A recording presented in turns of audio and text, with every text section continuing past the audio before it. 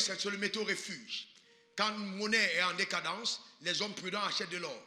Parce qu'ils transfèrent justement leur valeur dans de l'or. Ça prend la valeur, elle est refuge. Mais la Bible dit que la sagesse est plus profitable, d'accord, que de l'or. Ça veut dire ça, c'est quelque chose d'incroyable. Vous ne pouvez pas avoir la sagesse et vous êtes dépassé. Non, jamais. Quelqu'un qui a la sagesse n'est jamais dépassé. Les gouvernements peuvent se succéder, mais on va toujours faire appel à toi. Quand tu as la sagesse, tu es toujours. Quand la sagesse est recherchée, la sagesse est valorisée. Vous voyez, c'est très important. D'accord? Elle a une valeur élevée. Elle donne la longévité. On vit longtemps quand on est sage. Longtemps. Longtemps. Vous voyez? Elle donne la richesse. Elle apporte la gloire dans la vie. Elle te fait mener une vie de qualité supérieure. La paix de Dieu, le shalom de Dieu est ton partage parce que tu es sage. Et c'est pourquoi, voyez-vous, je dis, même quand quelqu'un te gifle à la gigote, présente la joue droite. Pourquoi? Parce que quand tu ne réponds pas, quand tu ne donnes pas les coups, tu vis en paix. Celui qui est perturbé, c'est celui qui t'attaque. C'est ça la sagesse. Un jour, un ami, je t'ai mis à ce témoignage, qui me persécutait. Vous savez souvent quand vous marchez avec les gens et que vous commencez à prendre une longueur d'avance, 2 longueurs d'avance, 3 longueurs d'avance, ils prient comme vous priez. Et ils n'ont pas les résultats que vous avez, ils soupçonnent que vous êtes en train de faire des choses qu'eux ils ne font pas. C'est-à-dire, mais au lieu de venir vous demander qu'est-ce que vous faites, parce que le problème c'est qu'il faut faire attention. Je peux prier 3 heures, mais je prie mal. Un jour Dieu m'a dit, pourquoi tu cries quand on parle? Pourquoi tu as besoin de crier? Je suis là, tu cries pourquoi? Parle-moi. Mais si je ne t'enseigne pas ça, comment tu sauras qu'il y a des moments de conversation? Et on n'ose pas la voir quand on parle à son supérieur. Comment tu criais devant ton supérieur? Tu parles à ton père. Papa, non, calme-toi. Mais quand tu t'adresses au diable, c'est l'autorité, c'est différent. Le langage, c'est différent. Mais si tu ne sais pas ça, comment tu fais pour prier? Il y a des gens, quand ils prient, vous sentez qu'ils ont besoin d'aller à l'école de prière. Ils ne prient pas. D'accord? C'est important.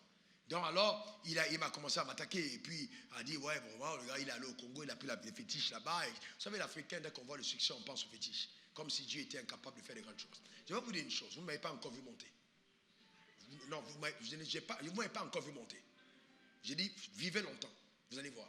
Chaque jour après jour, continue. Pourquoi? Parce que chaque jour, je creuse. Chaque jour, je descends et il me fait monter. Je descends, lui, il me fait monter. Chaque fois que vous descendez, il vous fait monter. Donc, c'est inarrêtable. Je ne serai jamais pauvre. Hein. Fini.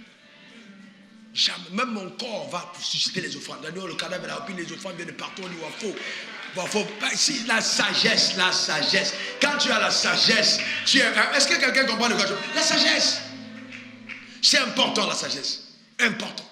Alors, l'ami, il a commencé à me persécuter. Alors, je priais. Et puis, Dieu m'a donné une sagesse. Je suis allé chez lui. Il avait des enfants. J'ai pris les enfants. J'ai amené les enfants au glacier. J'ai dit, donne-moi tes enfants. Il m'a donné ses enfants. Et puis on est monté. On est allé au glacier. J'ai offert. J'ai dit aux enfants, qu'est-ce que vous voulez? Donc j'ai offert. Et je savais qu'il me critiquait chez lui. Donc j'ai fait des cadeaux aux enfants. Et puis j'ai remis l'argent à sa femme. J'ai dit, prends soin de ses enfants. Et puis je suis parti. Mais je suis sûr qu'il n'a pas dormi la nuit. Parce que vous savez, la Bible dit, c'est comme les charbons ardents que vous mettez sur la terre. Vous n'avez pas besoin de dire, oui là, il m'a fait ça.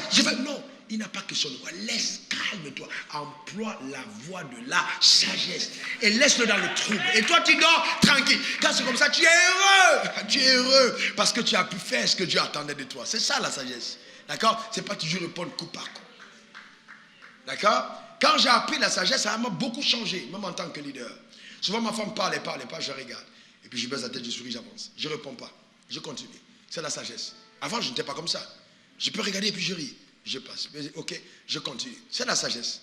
Ce n'est pas tout le monde, toutes les fois qu'on parle. Vous savez, en tant que leader, si vous commencez à avoir un langage courant tout le temps, vous devenez vulgaire.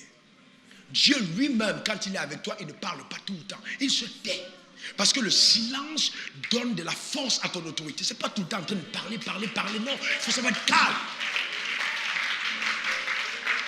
Un jour, je parlais avec un chef d'État et puis il me disait, bon, mais comment on va faire avec? J'ai dit, la seule chose à faire pour que ce pays soit stable, donne à ton opposition d'être forte.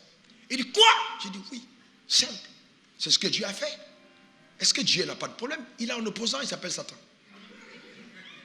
Tu ne peux pas régner sans opposition. Jamais.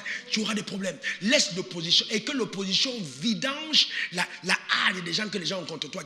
Laisse-les marcher, laisse-les crier dans les rues. Libère la marche. Comme ça, ils se déversent, ils se vidangent. Et quand ils rentrent chez eux, ils sont paisibles. Et toi, tu règnes. Vous voyez ce que je veux dire? Ne pensez pas que plus vous muselez les gens, plus vous avez une chute terrible. Parce que le jour où ils se lèvent, même le fusil ne peut pas les faire fuir. Personne ne peut tuer un djihadiste parce qu'il est déjà mort avant d'attaquer. Que Dieu vous bénisse. Il faut aimer la sagesse. Amen. Il faut aimer la sagesse. On va prier pour la sagesse. Élève ta voix, prie pour la sagesse. Demande la sagesse à Dieu. Demande-la. Demande-la sérieusement. Prie pour la sagesse. Que Dieu te la donne. Tu as besoin de sagesse. Prie pour la sagesse.